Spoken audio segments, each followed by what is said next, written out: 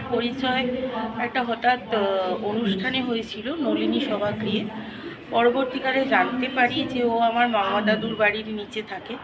তো আরও ঘনিষ্ঠতা বেড়েছে। আর ওর ছেলে রিজু আমার খুবই স্নেহের, আর আমাকে মাসিমণি বলে ডাকে, সবসময় আহ্লাদ করে।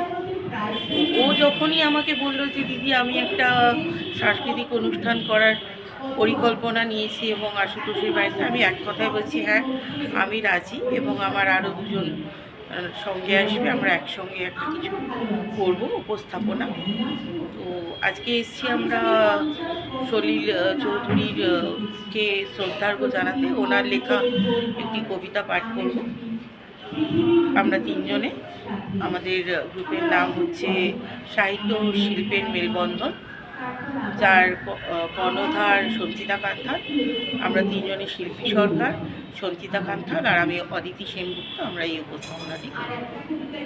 আর চাই যে নন্দিনী এভাবেই এগিয়ে চলুক আর ওর সকল আশা যেন পূর্ণ হয়। ধন্যবাদ।